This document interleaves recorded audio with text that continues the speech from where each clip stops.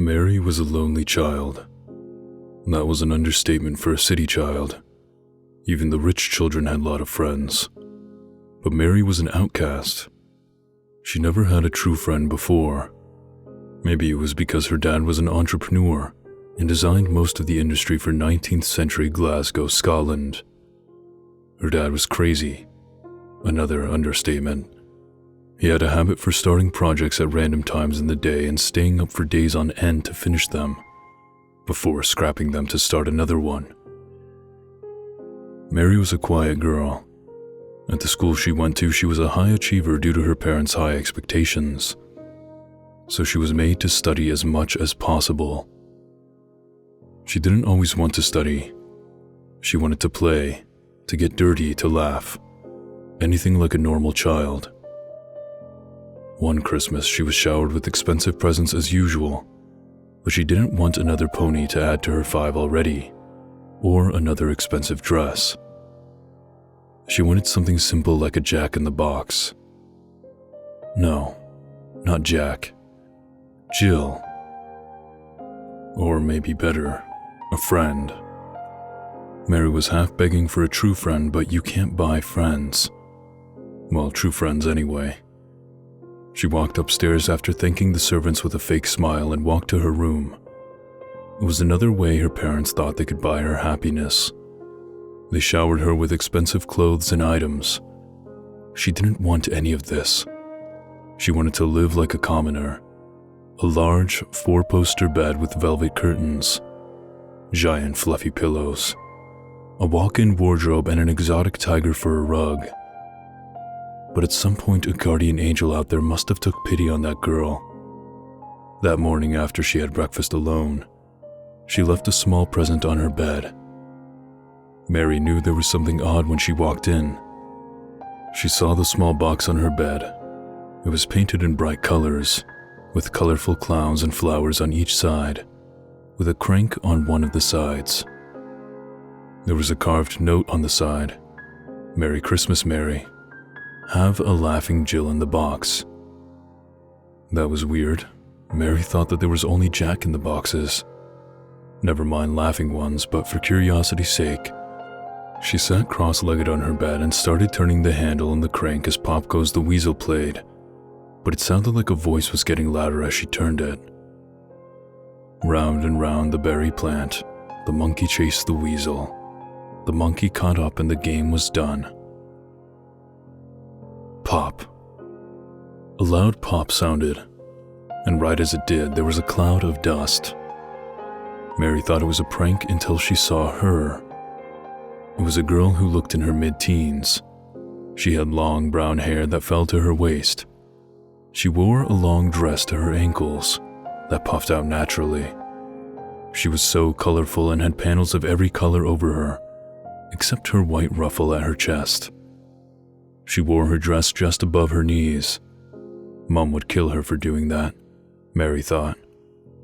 "Ah, it's so good to get out there," she said in a soft voice before looking around to face Mary and begin giggling. "Sorry, sweetie, I'm Laughing Jill, your new best friend." She smiled sweetly, looking at Mary with large green eyes, as Mary saw her pointed nose with a colorful cone at the end of it. She had bright pink eyes and she looked extremely pale, but quite healthy at the same time. Hi Jill, I'm Mary." Mary stuttered shyly, looking down at the ground, trying to avoid eye contact. "I know that. I know everything about you. I'm designed to be your friend. I like what you like, hate what you hate, and love what you love." Jill smiled, climbing onto the covered sheet of the bed and lied down giggling. "Okay, how is this possible?" Mary asked out of curiosity. She was a person of logic and didn't believe that this was even happening. Jill stopped giggling and hanged her head over the side. "Never ever question good things because they always make you feel bad," Jill said before grabbing onto the frame and rolling off, so she was hanging onto the frame before she laid it softly on the floor, as if she weighed nothing more than a feather. "Why?" Mary asked before having a handful of hard candy thrown at her gently. Mary looked surprised before looking around for the source of the candy. "What did I just say?" Jill asked, putting a piece of candy in her mouth, smiling as she fell back on the bed. "Don't question it," Mary said shyly. "Exactly. Mary, get dressed and we can play some games," Jill said, jumping down onto the bed and swinging her legs up to show a pair of knee-high boots. "That's unladylike, Jill," Mary said, walking over to her closet and pulling open the doors to it. "Where I come from, we can do whatever we want," Jill said as Mary got changed. "We can eat how much candy we want, and even ride any animal we want." Jill stood up and stretched before asking, "Do you want to play in the snow?" "My mom and dad says it's dangerous," Mary said shyly, "and Mother wants to talk to me about something." "It's the most awesome thing to do.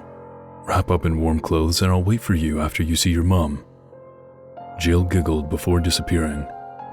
Mary put on her warmest clothes and went downstairs to see her mom in the main room. Her mom was sitting on a chair waiting for her.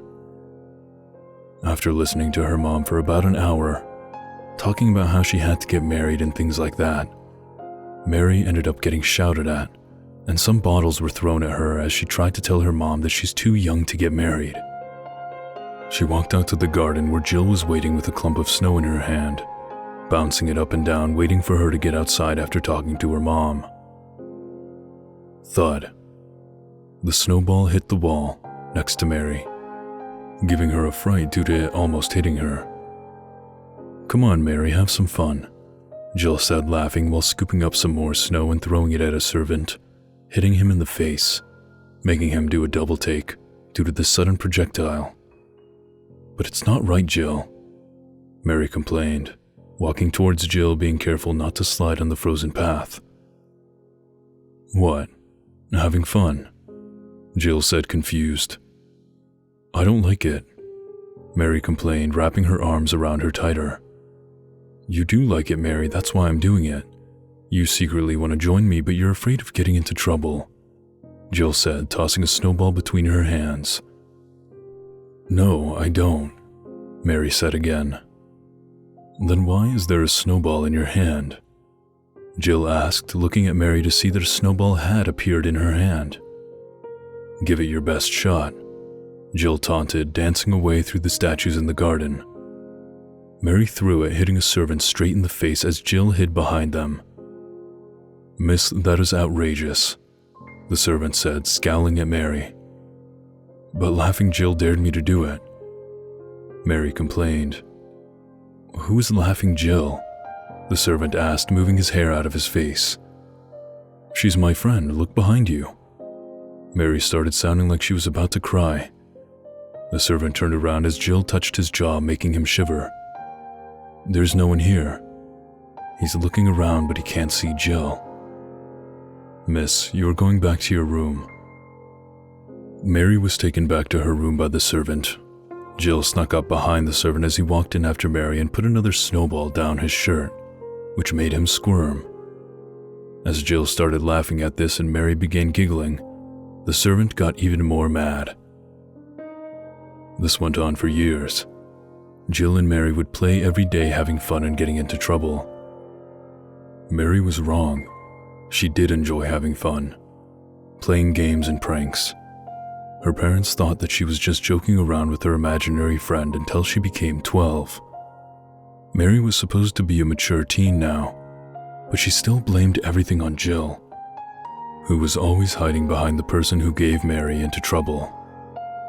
Until one day, "Mary," Mary's dad Henry shouted from his study. "Yes, Dad," Mary said, walking in, dragging her feet, and Jill followed, invisible to everyone except Mary. "You need to stop this. Jill isn't real. She never has been," Henry said, looking down at Mary, who had now turned into a rebellious kid. She didn't wear big dresses and dressed more like children on the street. "She is real," Mary muttered under her breath. "Stop saying that, Mary. Both me and your mother are worried." Henry was close to shouting as he brushed down his fancy business suit. Then where's Mother? If she cared, she wouldn't be drunk, would she? Mary said, getting mad as Jill sat on the desk giggling. Jill hasn't aged at all. She still looked the way she did when she first met Mary. The only difference was she now always had an evil grin on her face, and the colors had faded a bit, but nothing noticeable. Don't say that about your own mother. Henry was now obviously mad. I can say what I want, it's not like she cares about me, Mary shouted before getting slapped across the face. Jill kicked Henry square in the back, knocking him to the ground with a thud. I will not try my own daughter as a witch, but you are going away, to a place where they will teach you that Jill does not exist. Henry shouted, struggling to get up as Jill sat on his back, scratching things into the back of his suit. Make me, Mary said as two nuns walked through the doors with their heads bowed. That's what these ladies are hired to do, Henry said, as Jill then punched his back, stunning him as he gasped for breath.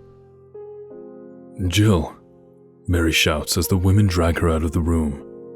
Mary struggles. Mary, Jill shouts, and everyone heard that. I will be looking for you, Jill said silently as Mary is taken away from her. Every day, Jill was slowly losing her color due to Mary's unhappiness. She couldn't see Mary, but it was Mary's mind that was doing this. Jill tried to leave, but she couldn't. Her box was here, so she couldn't leave for longer than an hour a week because of this. Jill was going crazy. Servants were finding flipped tables, broken furniture, and they found dress scraps near each of these. As Jill's mind was going crazy, her dress was remaking itself, panel by panel, strip by strip. Mary's mom stopped drinking a week after Mary left and started crying about how wrong they were. Jill joined her during these sessions, but Jill never cried. She did miss Mary so much, but she never cried. Mary wasn't doing better. The nuns were drilling it into her head that Jill was a demon and that she was evil. Mary was pretending to respond to the treatment when truthfully, she hated every single one of them and wished they would die. She had her own room, but she ended up carving things into the walls and door. Things such as, if there truly is a God, he will beg for my forgiveness. After a year of this, Mary was allowed to see her family again at her house.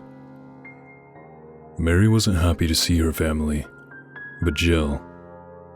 Mary was escorted into her house where her family was waiting for her. They were there with the servants and everyone, except for Jill. I see you gave up believing in her, Mary, her dad said happily. He continued praising her until she saw a figure walk into the room giggling. Everyone else heard it and turned around to see the source. Mary, Mary, quite contrary. Jill giggled as everyone looked at her for the first time ever. Jill was taller now. That was her main feature. She had longer hair that fell in uneven strands, and her cone nose was now black and white. The scary thing was her dress. It went from being full of colors to being black and white. Her dress was shredded at the bottom and her eyes were now black. The iris was black and it was terrifying. Jill, what happened? Mary asked after a moment of silence. And then the room was filled with laughter.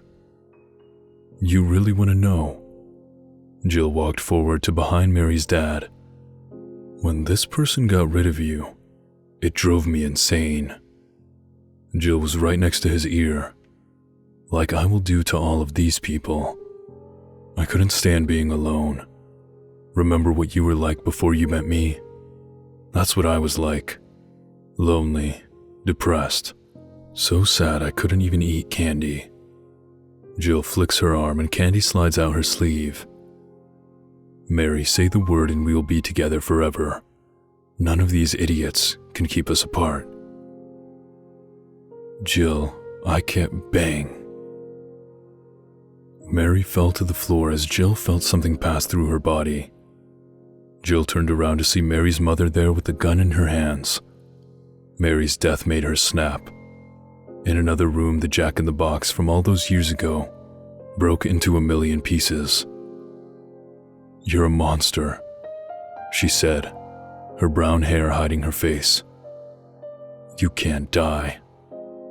To kill me, you killed Mary, your daughter, your only child." Jill started laughing.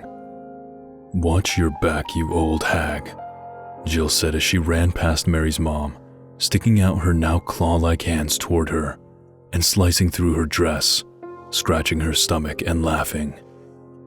"Sleep with one eye open, honey," Jill laughed as she disappeared into thin air. Later that day, Mary's mom was walking through the house minding her own business. She walked into the living room to see an unwelcome sight. It was the two nuns hanging from the chandelier by two ends of one rope. They had their stomachs sliced open with an untidy slash and were dripping fresh blood onto the floor. On the wall, written in the blood, was, "I warned you, sweetie. What's that behind you?" Mary's mom was scared, but she turned around slowly to see a black and white face staring at her. Jill was holding her husband's most recent invention. It was a saw designed to cut down trees without needing more than one person. It was also covered in blood. A high-pitched squeal goes through the house as Jill lifts up the chainsaw and shoves it into Mary's mom's stomach, making her cough up blood and fall to her knees. "I warned you, honey," Jill laughed as she pulled the chainsaw out of her stomach. When Henry walked in, he was greeted with the sight of Mary's mom hanging from the light fitting as well. The writing had changed, too. "I warned her. She didn't listen.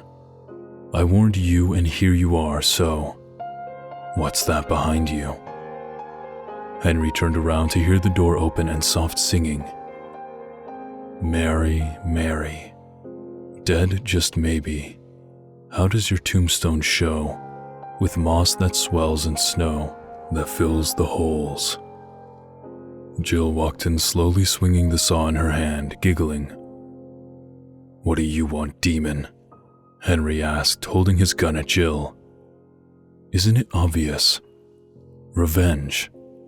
You killed my friend, my only friend, your own damn daughter," Jill shouted, revving the saw.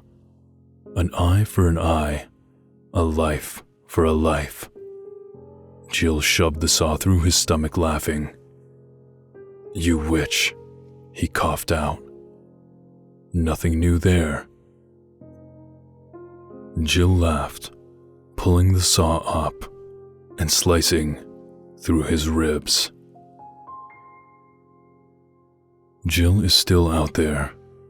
Her story has been replaced with another, but she is still there. And now there's only one question. What's that behind you?